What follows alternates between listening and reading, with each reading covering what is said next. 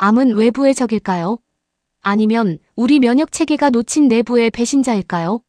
이번 영상에서는 면역 항암 치료의 모든 것을 심층 분석합니다. 여러분, 한번 상상해 보세요. 지금 1891년이고요. 여러분이 뉴욕의 한 병원에 환자로 누워 계신 겁니다. 안타깝게도 암 판정을 받았고 당시 기술로는 더 이상 손쓸 방도가 없는 아주 절망적인 상황인 거죠. 네, 참 암담한 상황이죠. 그런데 주치의가 병실로 뚜벅뚜벅 들어오더니 아주 기괴한 제안을 하는 거예요. 암을 고치기 위해서 일부러 여러분의 몸에 살아있는 연쇄상구균, 그러니까 심각한 박테리아 감염을 일으키겠다는 겁니다. 상식적으로 이거는 미친 짓이거나 명백한 의료 과실처럼 들리지 않나요? 현대 관점에서는 진짜 당장 의사 면허가 취소될 만한 엄청난 일이죠. 하지만 이 이야기는 종양학 역사상 가장 중요한 전환점 중 하나로 꼽힙니다. 오, 진짜요? 네, 그 의사의 이름이 바로 윌리엄 콜리였는데요. 그는 우연히 세균 감염을 심하게 앓고 난 암 환자들의 종양이 기적적으로 줄어드는 현상을 관찰했던 겁니다. 그래서 가열해서 살균한 박테리아 혼합물, 일명 콜리의 독소를 환자의 종양에 직접 주입하는 아주 급진적인 실험을 강행했던 거죠. 잠깐만요. 그러니까 암세포를 죽이려고 무슨 약을 쓴 게 아니라 우리 몸이 세균이랑 싸우도록 일부러 열을 내고 염증을 일으켰다는 거잖아요.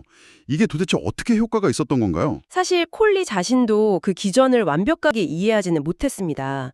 하지만 그가 깨운 것은 바로 환자 본인의 면역 체계였던 거죠. 면역 체계요? 네, 외부에서 박테리아가 들어오니까 인체의 면역 시스템이 비상사태를 선포하고 군대를 소집했는데 이 과정에서 우연히 그 옆에 있던 암세포까지 덩달아 공격을 받게 된 겁니다.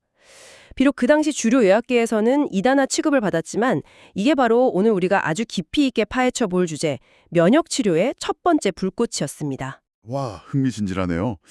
네, 그래서 오늘 이 시간 여러분을 환영합니다. 오늘 저희는 아주 방대한 임상진료 지침부터 수십 년 전의 역사적 논문들, 또 복잡한 약물 상호작용 보고서, 그리고 존스 홉킨스 병원의 환자 행동 가이드라인까지 정말 다양한 자료들을 테이블 위에 다 펼쳐두었습니다. 네, 아주 든든한 자료들이죠. 오늘 우리의 목표는 단순합니다. 도대체 이 면역 치료가 우리 몸 안에서 무슨 일을 벌이고 있는지 그 핵심만 딱 짚어서 파헤쳐보는 겁니다. 외부에서 독한 화학물질을 쏟아붓던 시대에서 어떻게 우리 몸의 소프트웨어를 해킹해서 암과 싸우게 만들었는지 그 진화의 과정을 한번 따라가 보겠습니다. 아주 좋은 접근입니다. 콜리의 독소 이후로 의학계는 사실 암을 무조건 수술로 도려내거나 아니면 화학물질로 태워버려야 하는 외부의 적으로만 대했거든요. 그렇죠. 항암 치료하면 보통 머리 빠지고 구토하고 그런 독한 약을 떠올리니까요. 맞습니다. 그러다가 1957년에 맥팔레인 버넷이라는 학자가 면역 감시 이론이라는 걸 들고 나옵니다. 우리 몸의 면역세포들이 사실은 매일매일 생겨나는 암세포들을 순찰하면서 알아서 제거하고 있다는 아주 혁신적인 이론이었죠. 잠깐, 제 몸속의 면역세포가 매일 암세포를 청소하고 있다고요? 아니 그렇다면 왜 어떤 사람들은 결국 암에 걸리게 되는 건가요? 면역세포가 갑자기 파업을 한 건가요?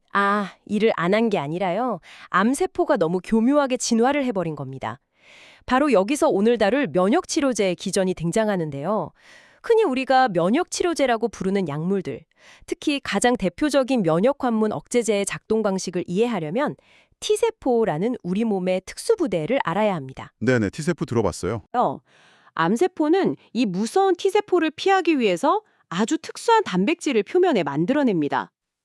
그러니까 그게 제가 자료 보면서 제일 헷갈렸던 부분이거든요.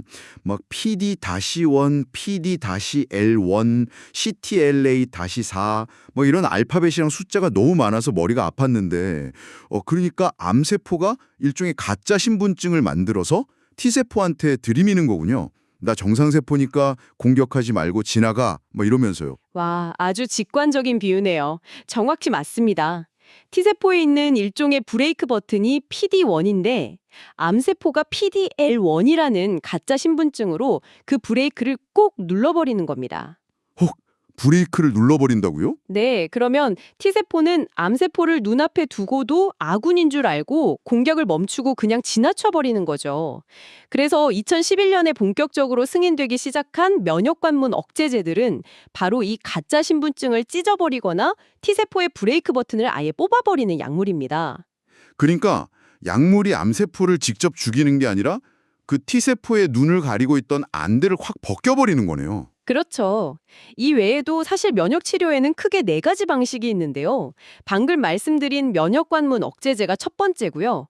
두 번째는 면역 세포들끼리 주고받는 경보 신호인 사이토카인을 외부에서 대량으로 주입해서 전신의 비상사태를 선포하는 사이토카인 요법이 있습니다. 오, 막 사이렌을 울리는 거군요. 네. 그리고 세 번째는 암 백신입니다. 결핵 백신인 BCG를 방광암에 직접 넣어서 국소적인 면역 반응을 유도하기도 하고요.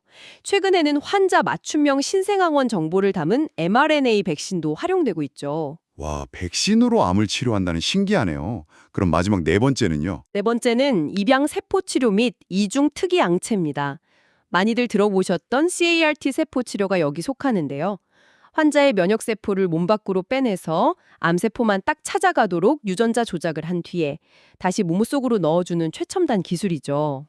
내 몸의 군배를 밖으로 빼내서 막 최신 무기로 무장시킨 다음에 다시 투입한다. 듣기만 해도 되게 든든한데요. 그럼 실제로 환자들에게 이 약들을 투여했을 때 결과가 어땠나요? 기존 화학항암제랑 확연히 다른가요? 완전히 다릅니다. 종양학의 목표 자체를 통째로 뒤바꿔 놓았거든요. 과거 화학요법 시대의 데이터 그래프를 보면요. 시간이 지날수록 환자들의 생존율 곡선이 마치 가파른 미끄럼틀처럼 바닥을 향해 뚝 떨어집니다. 아, 슬픈 일이네요. 네, 그래서 당시 치료의 목표는 그 떨어지는 속도를 조금이라도 늦춰서 몇 주나 몇 개월의 시간을 더 벌어주는 것에 불과했죠. 그런데 면역치료제가 도입되고 나서 이 생존율 그래프에 아주 기묘한 현상이 나타납니다. 기묘한 현상이요. 막 갑자기 솟구치나요? 솟구치는 건 아니고요. 곡선이 밑으로 뚝 떨어지다가 어느 순간 딱 멈추고 수평으로 일직선으로 쭉 길게 이어지기 시작한 겁니다. 학계에서는 이거를 생존 곡선의 꼬리 현상이라고 부릅니다. 생존 곡선의 꼬리요? 네, 예를 들어서 비소세포 폐암을 대상으로 한 체크메이트 017과 057 연구를 보면요. 기존 화학항암제인 도세탁세를 투여한 그룹의 5년 생존율은 고작 2.6%였습니다. 그런데 면역치료제인 니볼루맙을 투여한 환자들의 5년 생존율은 13.4%였어요. 와, 거의 5배 차이네요. 게다가 전이성 폐암일 치료제로 니볼루맙과 이필리모밥을 병용 투여한 체크메이트 227 연구에서는 무려 24%라는 놀라운 5년 생존율을 달성했습니다. 전이성 폐암이나 흑색종처럼 과거에는 진짜 시한부 판정을 받았던 환자들 중 상당수가 면역 치료에 반응하면서 5년, 10년 이상 장기 생존하게 된 거죠. 그럼 우리가 이제는 단순히 시간을 조금 더 버는 거를 넘어서 아예 몸속의 방어 시스템을 리셋하는 거를 목표로 하고 있다는 뜻이네요. 미끄럼틀처럼 추락하던 생존율의 꼬리를 탁 잡아서 수평으로 들어 올렸다는 그 표현이 진짜 극적입니다. 맞습니다. 암에 대한 인식이 무조건 죽는 병에서 약으로 관리 가능한 만성병 혹은 완치 가능한 병으로 바뀌게 된 엄청난 계기죠. 그런데요, 이런 이야기의 흐름상 보통 이쯤에서 하지만이라는 말이 나와야 할 것 같거든요. 막 브레이크가 고장난 스포츠카처럼 면역 체계가 폭주하면 분명히 심각한 문제도 생길 것 같은데요. 아주 정확히 짚으셨습니다. 이게 완벽한 양날의 검이거든요. 면역관문 억제제가 T세포의 브레이크를 완전히 해제해버리면 막 신이 난 T세포들이 암세포만 공격하는 게 아니라 멀쩡한 정상 장기까지 적으로 오인하고 무차별적으로 공격하기 시작합니다. 이거를 전문 용어로 면역 관련 이상 반응, 줄여서 IRAS라고 부릅니다. 정상장기를 공격한다면 우리 몸 어디든 다 부작용이 생길 수 있다는 뜻인가요? 네, 과장이 아니라 진짜 머리끝부터 발끝까지 모든 곳에서 일어날 수 있습니다.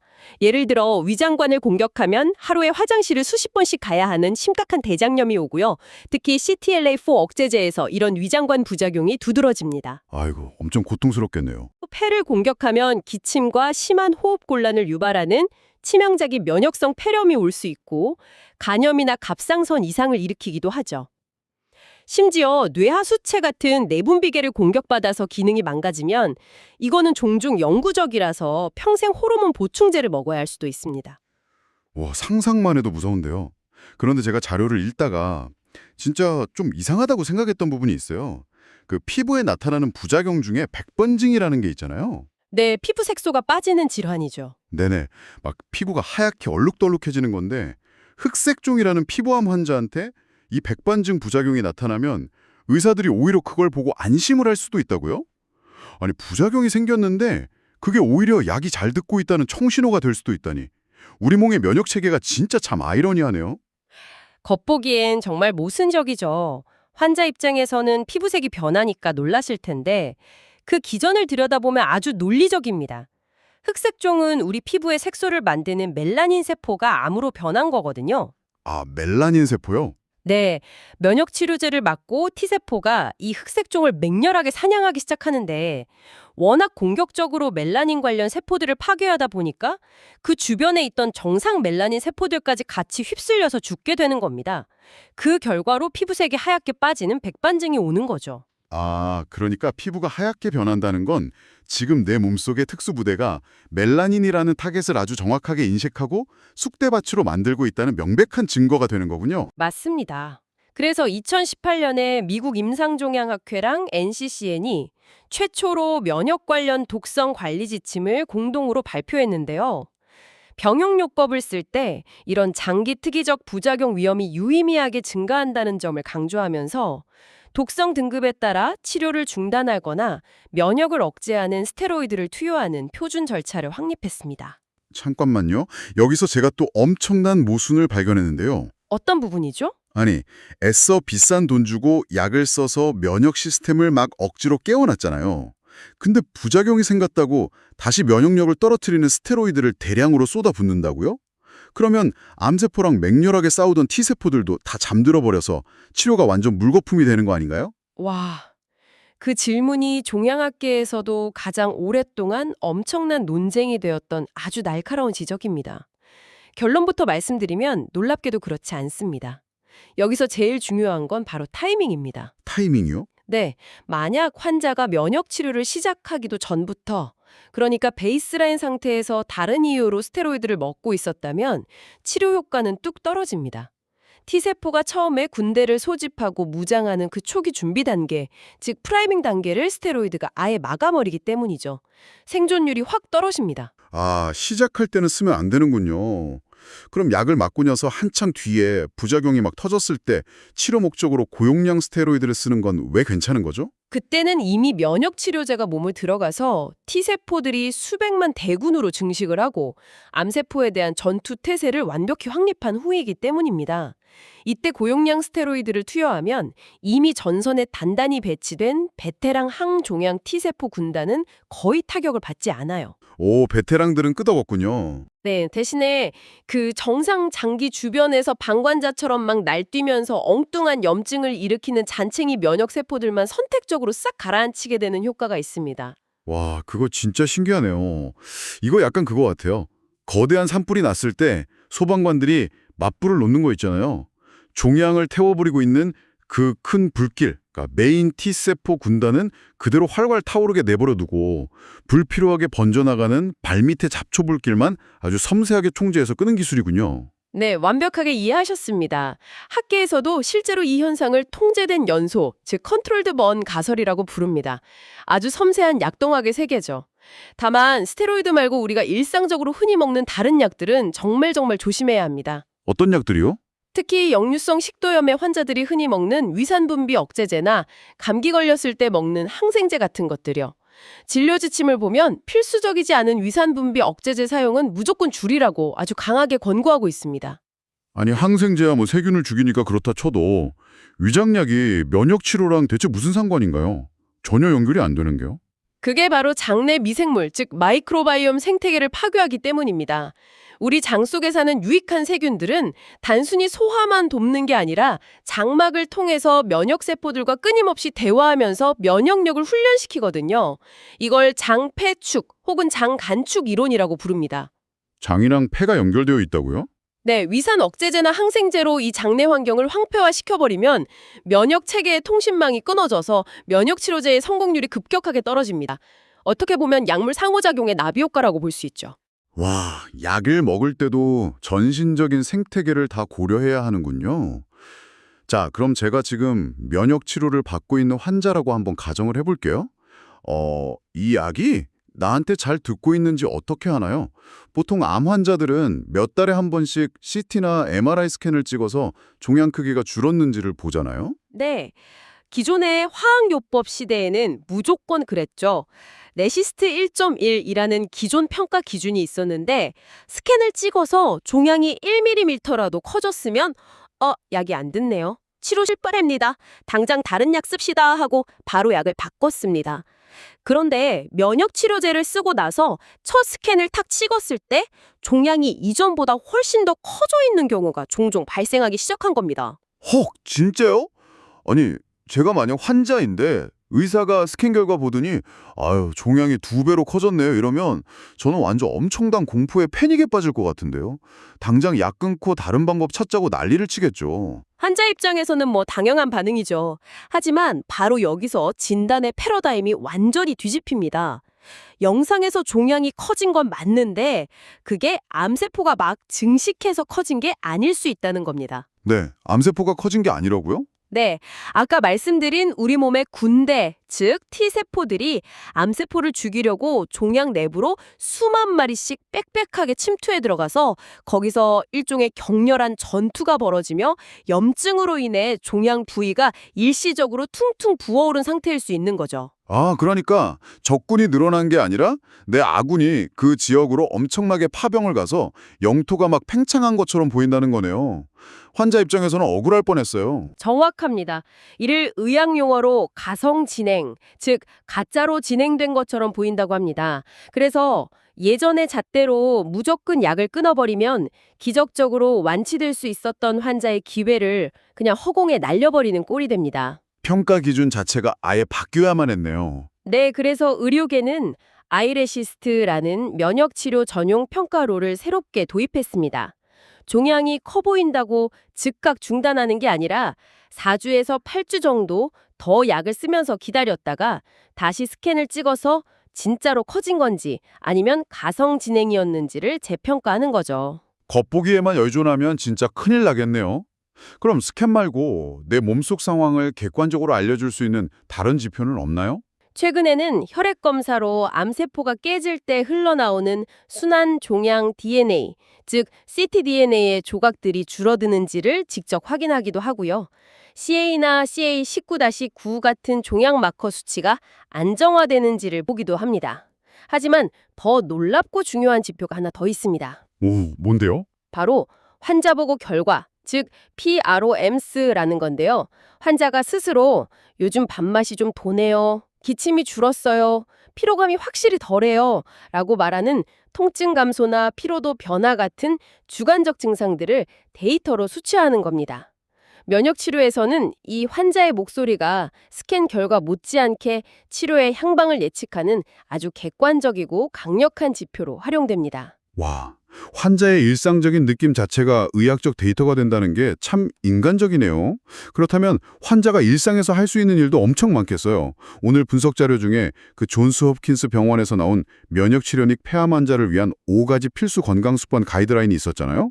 이걸 보니까 환자가 단순히 병원에 가서 약만 맞고 오는 수동적인 존재가 전혀 아니더라고요. 맞습니다. 약물에만 의존하는 게 아니라 환자 스스로 쥐어야 할 통제권이 아주 큽니다. 존스 홉킨스 병원은 면역 체계가 최상의 컨디션에서 암과 싸울 수 있도록 5가지 핵심 습관을 강조하는데요. 첫 번째는 타협 없는 금연입니다. 담배는 단순히 발암물질을 넘어서 혈압과 심박수를 올리고 폐와 기도에 지속적인 만성 염증을 일으킵니다. 면역세포들이 암세포랑 싸우기도 전에 담배가 만든 염증을 처리하느라 이미 기진맥진해버리는 거죠. 아까 장내 미생물 이야기가 나왔으니까 두 번째는 당연히 식단이겠네요. 네, 두 번째가 감염을 예방하고 체력을 유지하는 올바른 식단이고요. 세 번째는 신체 활동입니다. 환자들이 극심한 피로를 느끼는데 역설적이게도 짧은 걷기나 스트레칭 같은 가벼운 신체 활동이 근육에 산소를 공급해서 오히려 피로를 완화하고 기분을 개선해 줍니다.